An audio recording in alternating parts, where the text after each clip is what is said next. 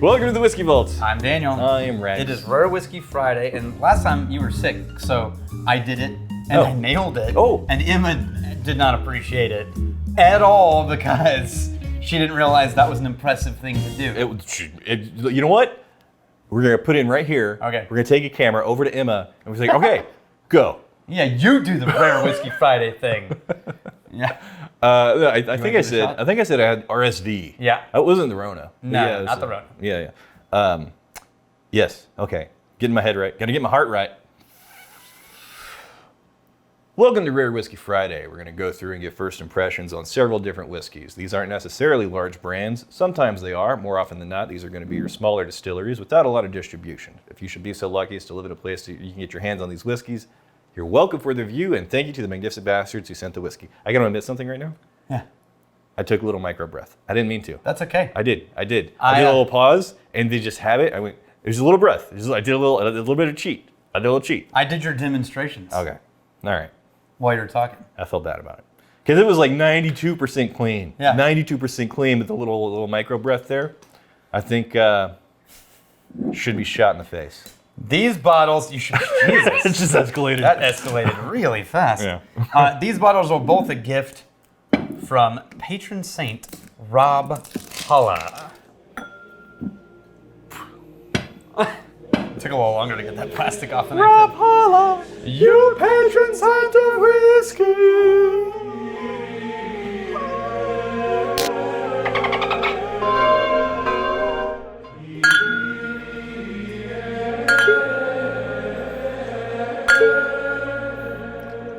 I noticed you don't do the. Oh no, I shook it like this. That doesn't. Mine definitely works. Oh yeah, that's Brad. what it was. Okay. Brad.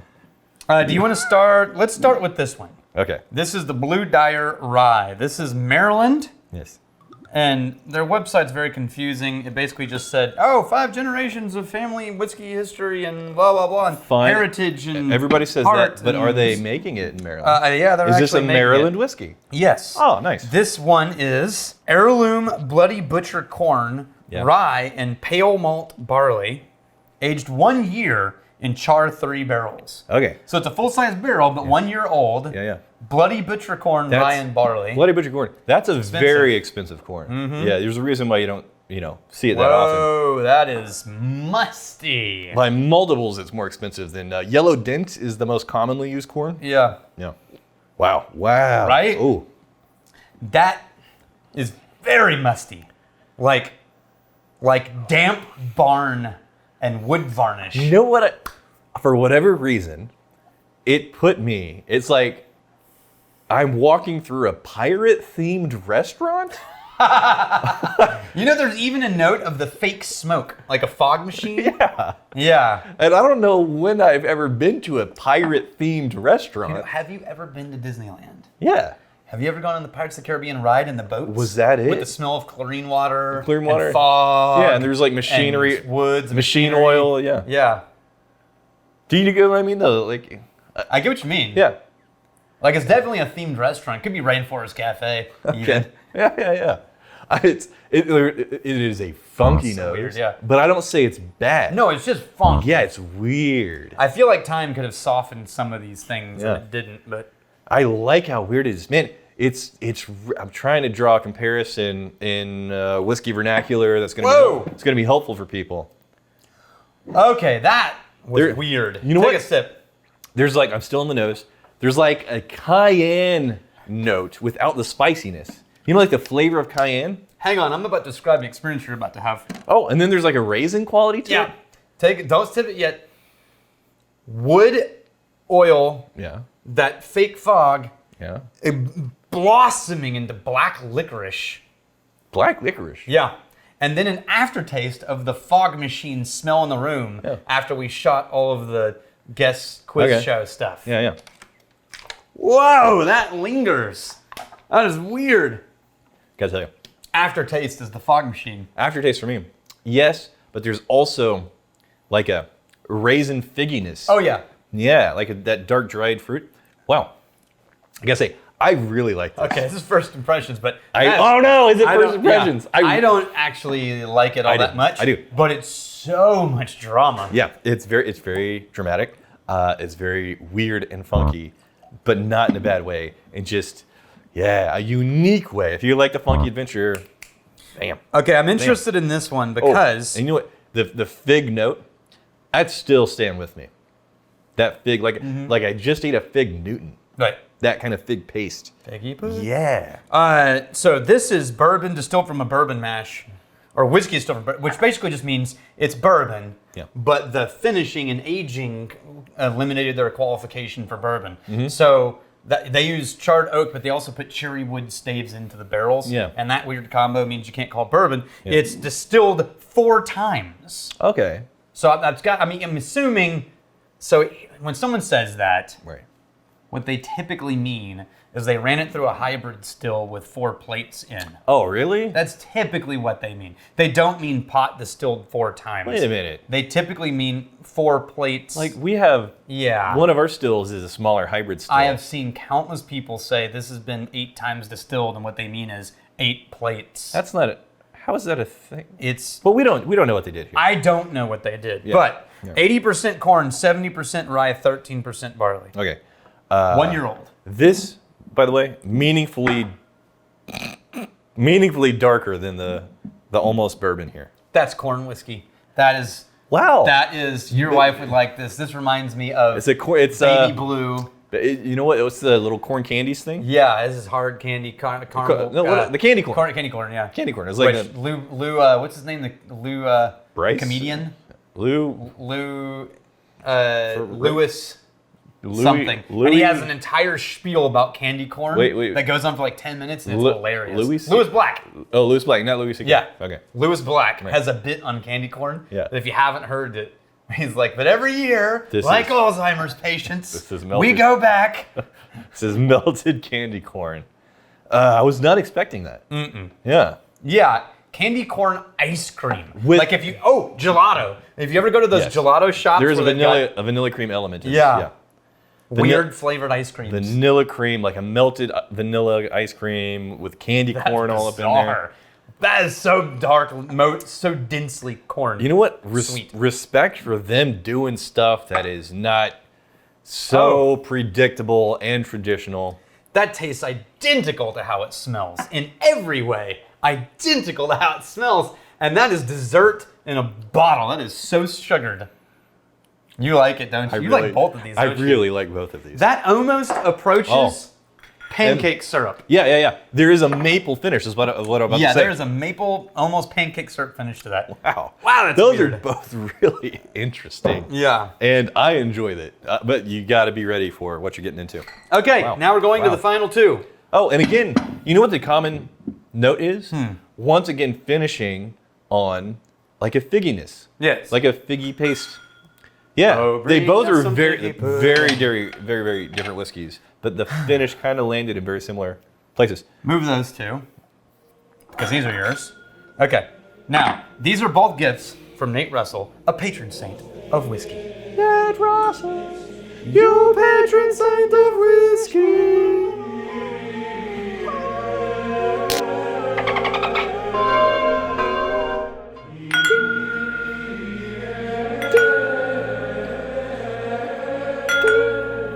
It's up here, right? You do this. Yeah, up no, here, I was trying to get more drama. But this is where it's at, though. But why isn't that not cool? That's drama. There's a technique here for the sacred ceremony. Okay. New ceremony. Bang it on Daniel. Okay, are you ready? This is ASW, which we know and love already. This is the Atlanta distillery. So, ASW stands for? Atlanta something or other. I can't remember right now. You said that and my brain went, and I don't remember. How do you say this? Amerigolganok.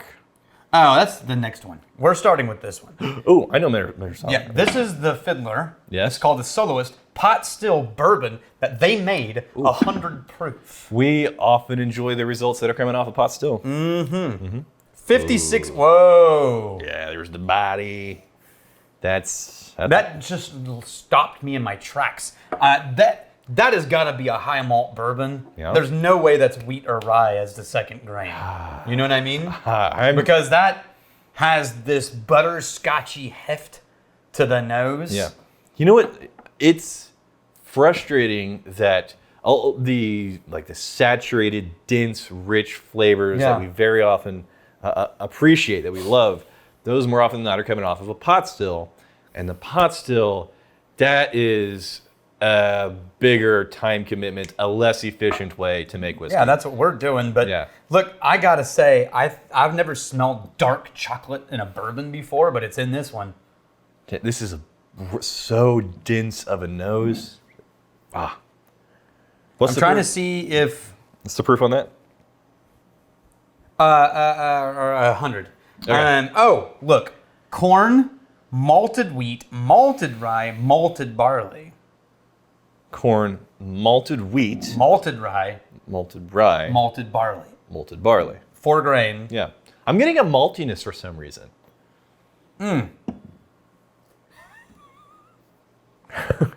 Nailed it. Just putting it out there. Yeah. Yeah, this is a beautiful nose. Well, okay. And Okay, now that it rested, I'm starting to get a little bit of that wicker. there's a lot of things melted together. A lot of times you'll get a whiskey. A lot of times you'll get a whiskey where it's distinctly layered notes that you can pick out, and sometimes they just kind of meld together into a. Taste it, because that palate went sideways for me. What? Yeah. No, the nose though. I know. No, I don't want to ruin it. I just want to die thinking. It was as good as it smelled.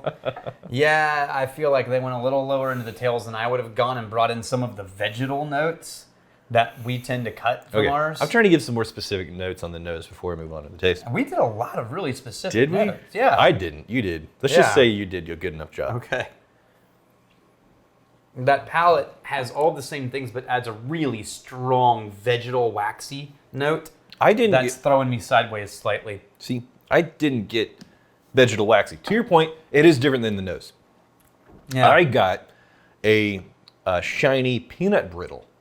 Yeah, no, there's a bitter vegetal note in there that's lingering on the finish that just sort of derails everything that started interesting for me. All right, I'm going in again.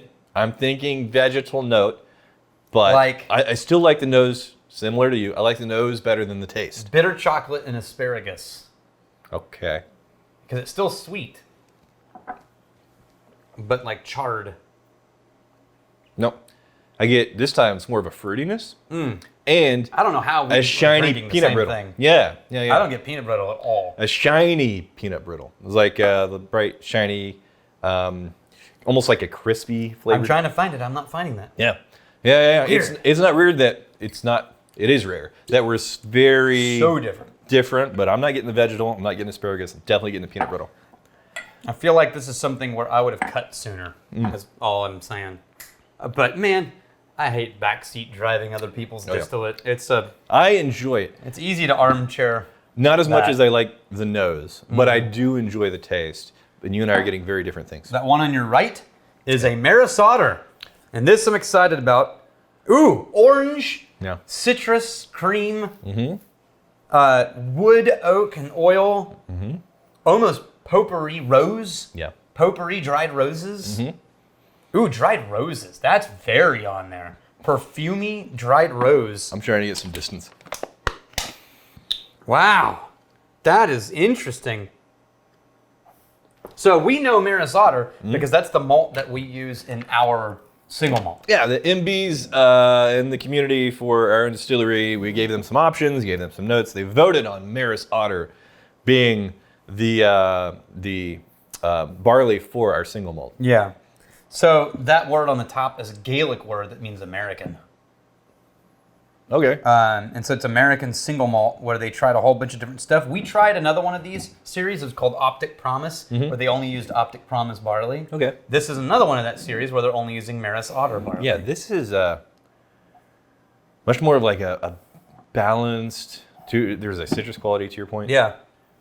There's maybe a little bit of a peachiness in there. There is a baby sick funk, musty funk that I always get in Speyside scotches like Linkwood and Deanston. Okay. And then there was almost a pipe tobacco note for a split second. Like an but then it went aromatic. away. Like an aromatic tobacco. Yeah. Yeah. But then it went away and I can't I can't bring it back. Ooh, that's really nice. Really good. Wow. Yeah, I like that a lot.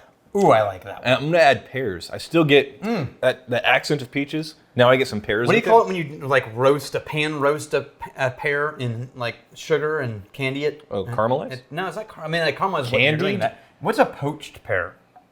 I think there's heat Is it involved. just boiled or something? There's heat involved. Let's look it up. 99% sure there's heat involved. Yeah, honey, ginger, and cinnamon. Poached pears and honey, ginger, and cinnamon syrup. But that's a poached pear but yeah, added to honey, ginger, and cinnamon syrup. You cook it in a saucepan.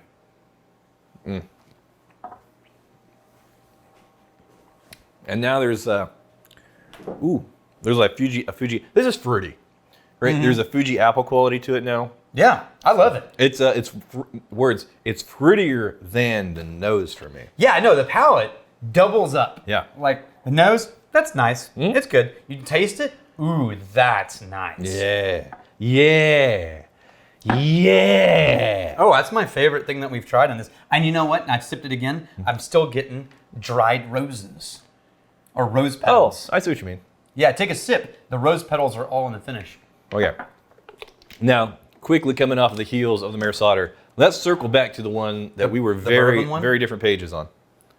Oh, now I'm you know what? getting honey tea. Yes, it's like an overly steeped tea bag. You squeeze Overly, out. yeah, bitter tea. Yeah. Instantly.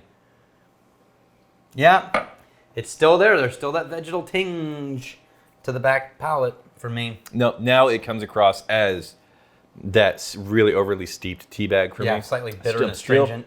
Still not getting the vegetal note. Yeah.